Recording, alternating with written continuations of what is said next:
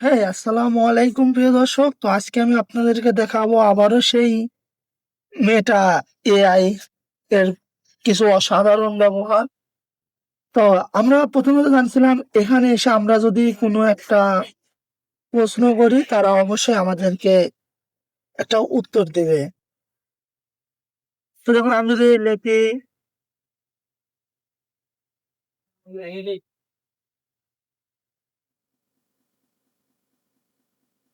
বাংলাদেশ কত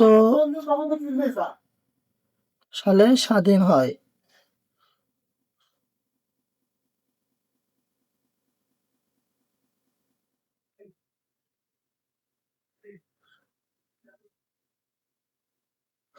যাই হোক তাদেরকে শুধু লিখতে পারলে তারা আপনাকে উত্তরটা দিয়ে দেবে। তা দেখুন আমি এমনি শর্টভাবে তাদেরকে বোঝানোর জন্য এভাবে লিখছি, সে আসলে সঠিক উত্তরটা দিতে। এবং সবচেয়ে বড় কথা, আমি কিন্তু স্বাধীন বাংলাটা ভুল করার পরেও সে কিন্তু সঠিকটা বুঝে নিয়েছে।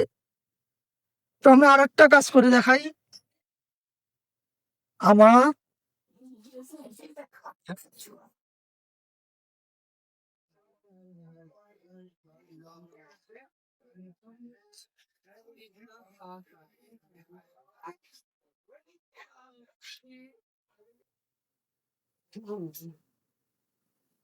আমার পাঞ্জাবির কালার হলুদ করে দেন।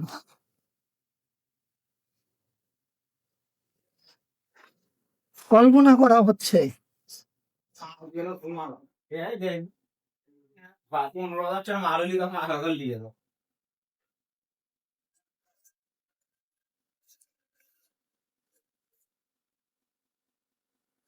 চুলটা সাদা করে।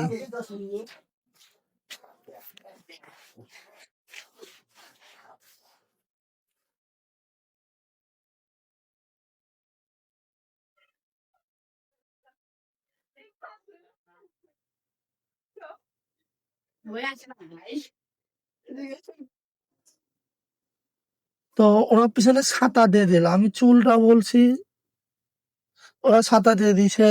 যাই হোক, তবে আমরা এখান থেকে অনেক কিছু দেখতে পাচ্ছি যে আসলে দেখেন ওরা কিন্তু অনেকটা হেল্পফুল। এখন আপনি এই মেবি ধরেন কিছুদিন আগের আমি একটা ঘটনা তুলে ধরি।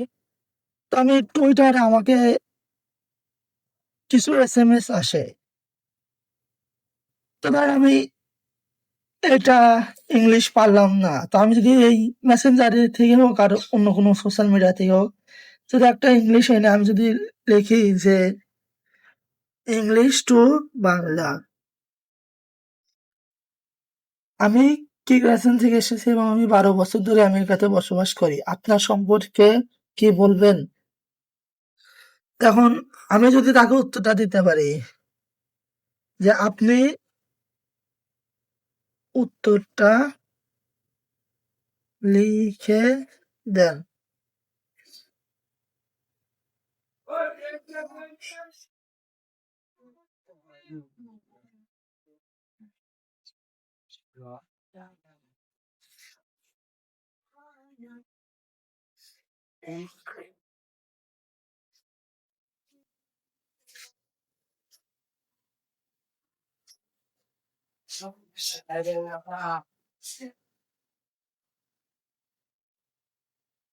তো এটা ওর কোনো বসবাস স্থান নাই, ও সেটা ক্লিয়ার করে দিছে।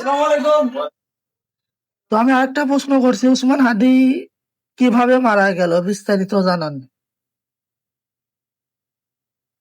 তো ওসমান হাদি 2025 সালে 12 ডিসেম্বর ঢাকার পল্টন এলাকা গুলিবিদ্ধ হন এবং 18 ডিসেম্বর সিঙ্গাপুরের একটি হাসপাতালে চিকিৎসাধীন অবস্থায় মারা যান। তিনি এমনসির মুখপাত্র এবং জুলাইয়ের অন্যতম নেতা ছিলেন।